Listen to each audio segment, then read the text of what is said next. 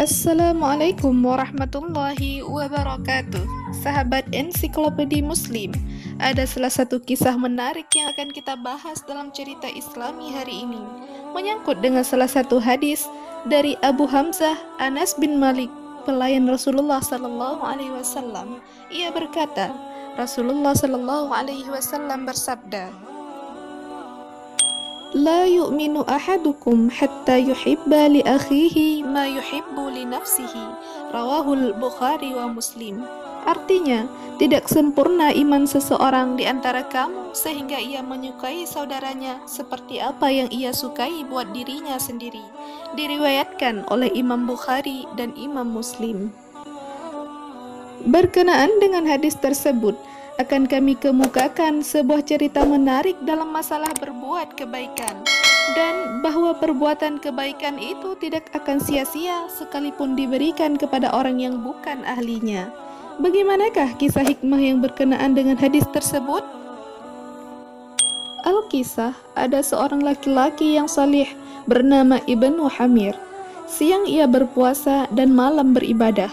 Pada suatu hari, ia pergi berburu ke hutan. Tiba-tiba ada seekor ular datang mendekatinya seraya berkata, "Tolonglah aku, semoga Allah menolong Tuan pula." Ibnu Hamir lalu bertanya kepada ular itu, "Menolongmu dari siapa?"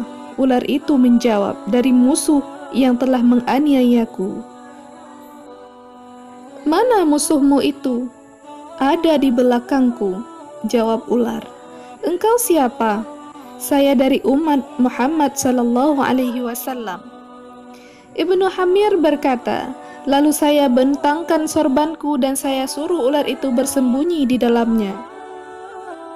Ular itu menolak dengan alasan musuhnya masih dapat melihatnya. Lantas saya bertanya kepadanya, "Apa yang bisa saya lakukan untuk menolongmu?" Kemudian ular itu menjawab, "Jika Tuan benar-benar mau berbuat kebaikan, maka bukalah mulut Tuan supaya saya bisa bersembunyi di dalamnya." Ibnu Hamir berkata, "Saya takut engkau nanti membunuhku." Kemudian ular itu pun menjawab, "Tidak, demi Allah, saya tidak akan membunuh Tuan. Allah menjadi saksinya, juga para malaikat, nabi-nabi, rasul-rasul, dan pemanggul arash. Semuanya menjadi saksi kalau saya sampai membunuh Tuan." Ibnu Hamir berkata, "Maka saya pun membuka mulut saya, lalu ular itu pun masuk ke dalamnya. Kemudian saya melanjutkan perjalanan. Di tengah jalan, saya berjumpa dengan seorang lelaki yang memegang sebatang tombak kecil. Orang itu bertanya, 'Apakah Tuan melihat musuhku?' Saya balik bertanya, 'Siapa musuh Anda?' Orang itu pun menjawab, 'Seekor ular.' Saya jawab, 'Tidak.' Kemudian saya membaca istighfar 100 kali atas perkataan saya mengatakan tidak itu. Padahal sebenarnya saya tahu di mana ular itu berada." Setelah orang itu pergi, ular itu mengeluarkan kepalanya seraya berkata, "Lihat, apakah orang itu benar-benar telah pergi?" Saya lalu menengok ke kiri dan ke kanan. Ternyata memang sudah tidak nampak lagi bayangan orang tersebut. Kemudian Ibnu Hamir berkata kepada ular tersebut, "Sekarang kau boleh keluar karena saya sudah tidak melihat lagi seorang pun ada di sini." Kemudian ular itu pun berkata, "Tuan, sekarang pilihlah, Tuan mau mati dengan cara yang bagaimana? Saya hancurkan jantung Tuan atau saya lobangi hati Tuan?" "Subhanallah, mana janji yang telah engkau ucapkan tadi? Cepat sekali engkau telah melupakan sumpahmu sendiri," kata Ibnu Hamir dengan perasaan terkejut.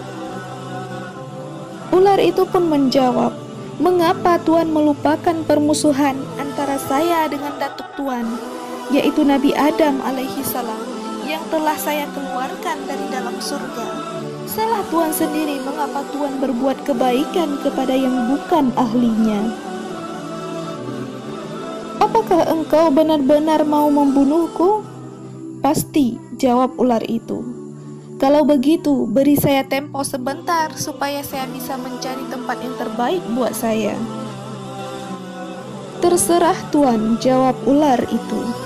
Maka saya pun berjalan tanpa tahu harus kemana. Tipis sudah harapan untuk dapat hidup. Akhirnya saya menengadahkan tangan ke langit seraya berdoa, Ya Latif, Ya Latif, ultuf bilutfikal khafiyyi.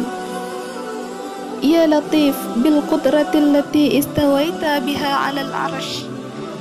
Falam ya'lamil 'arsy aina mustaqarraka min illa ma kafaitani hadhil hayyata. Kemudian saya berjalan. Di tengah jalan saya berjumpa dengan seorang laki-laki yang tampan wajahnya, harum badannya, dan bersih pakaiannya. Orang itu memberi salam kepada saya. Assalamualaikum. Saya jawab, Waalaikumsalam wahai saudaraku.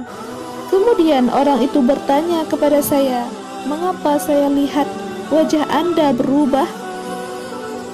Kemudian Ibnu Hamir menjawab, karena ulah musuh yang telah menzalimi saya.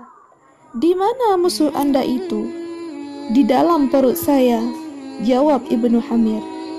Coba Anda buka mulut Anda, kata orang itu. Maka saya buka mulut saya, lalu orang itu meletakkan sehelai daun di dalam mulut saya, mirip dengan daun zaitun berwarna hijau. Kemudian ia berkata, kunyahlah lalu telanlah. Saya pun lalu mengunyah dan menelannya. Baru saja saya menelannya, tiba-tiba perut saya terasa mulas. Kemudian saya keluarkan ular itu dalam keadaan sudah mati terpotong-potong. Saya bertanya kepada orang itu, Anda sebenarnya siapa? Orang itu tertawa lalu menjawab, apakah Anda betul tidak mengenali saya? Kemudian Ibnu Hamir menjawab, tidak.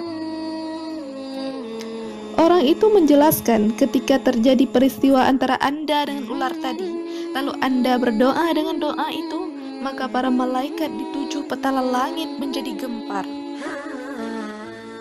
Mereka mengadukan hal itu ke hadirat Allah. Allah pun menjawab, aku tahu apa yang telah dilakukan oleh ular itu kepada hambaku tersebut. Kemudian Allah Subhanahu wa Ta'ala memerintahkan kepadaku datang menolongmu. Aku adalah malaikat yang bernama Al-Ma'ruf, tempatku di langit keempat. Allah berfirman kepadaku, pergilah ke dalam surga dan ambillah daun yang berwarna hijau.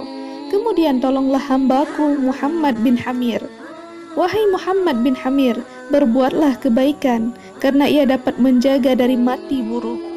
Kebaikan itu tidak akan sia-sia di sisi Allah, sekalipun ia disia-siakan oleh orang yang diberi kebaikan itu.